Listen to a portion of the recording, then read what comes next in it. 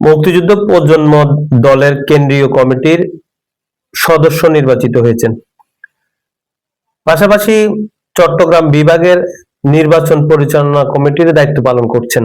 জি, আসলে বিষয়টা আসলে কিভাবে সম্ভব হয়েছে একটু বলবেন।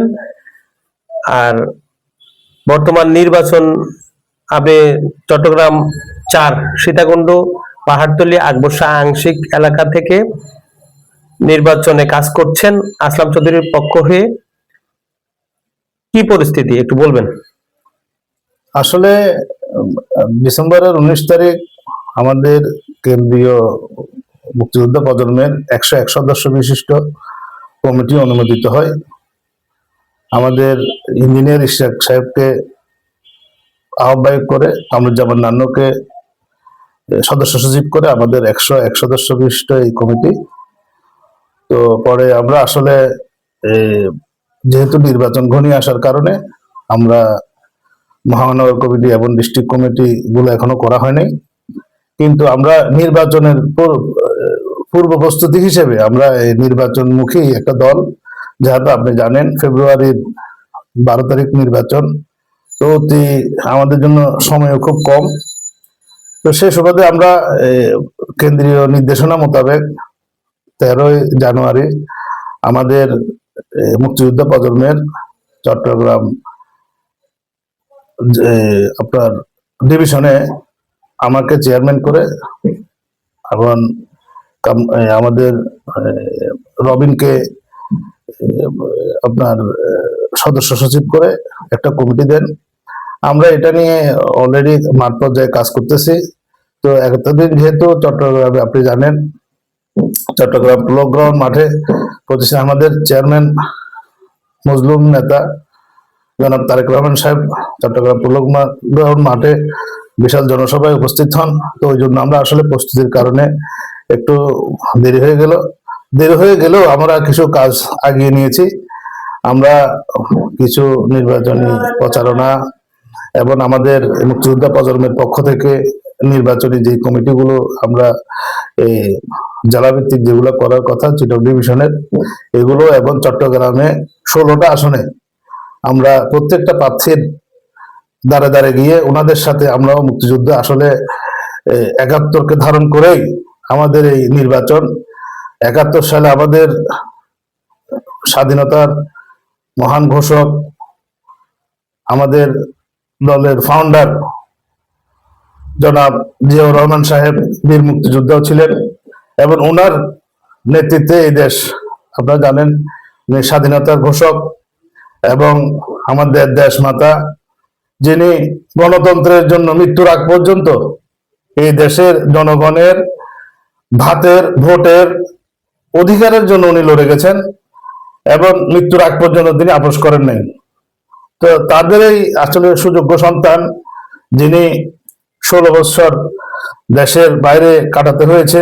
আপনারা জানেন বিগত সরকার ওনাকে কিভাবে নির্যাতন করেছেন এবং উনি নির্যাতিত হয়ে বিগত 16 বছর দেশের মাটিতে আসতে পারেন নাই।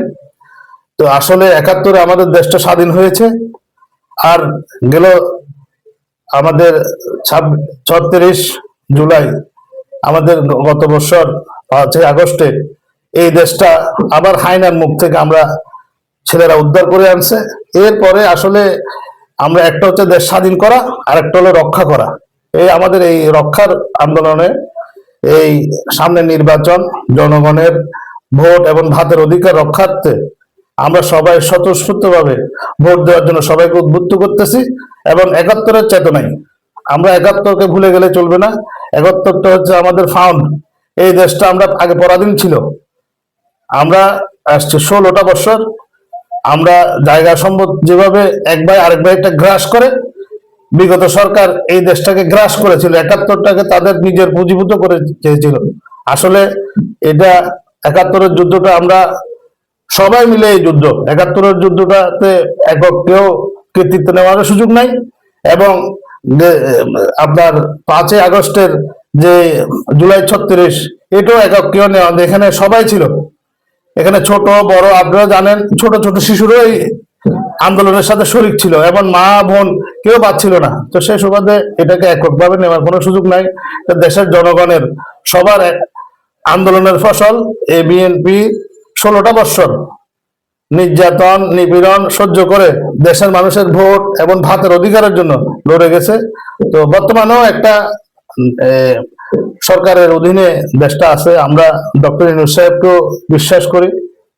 উনি একটা জাতীয় নির্বাচনের যে আয়োজনটা করেছেন, আমার মনে হয় যে আমার মজলুম নেতা বিগত এই 16 বছর পরে উনিও নির্বাচনে সবাই একত্রিত হয়ে আমরা নির্বাচনের জন্য এখন প্রস্তুতি আছি। বর্তমানে আমার যেহেতু নির্বাচনী এরিয়া চট্টগ্রাম 4, জনাব আসলাম চৌধুরী উনি আসলে দীর্ঘদিন নির্যাতিত। ওনার ব্যবসা বাণিজ্য সবকিছু আজকে আপনারা জানেন, মিডিয়াও জানে। উনি একজন মিডিয়া ব্যক্তিত্ব, উনি একজন লায়ন গভর্নর ছিলেন এবং উনি একজন সফল ব্যবসায়ী। তার মধ্যে উনি আসলে আমরা যেহেতু উনি আজকে 8-10 বছর জেলখানায় নির্যাতিত, তো উনিও আসলে দীর্ঘদিন যেহেতু ভিতরে ছিল, আমরা ওই জন্য ওনার জন্য একটু বেশি সময় দিচ্ছি। সীতাকুণ্ড 4 আসনে আজকেও আমরা বিকালবেলা কালকেও আমাদের এই অত্র এলাকাটা ব্যবসায়িক এরিয়া, সবাই ওনাকে সিবিএফ যেহেতু ব্যবসায়ী সবাই চিনে জানে, আমরা সবার দ্বারে দ্বারে গেলাম ভোটের জন্য। আমরা আসলে সবসময় কাজ করে যাচ্ছি, তো সামনেও কাজ করবো এই বিষয়ে আর কি। ধন্যবাদ আপনাকে।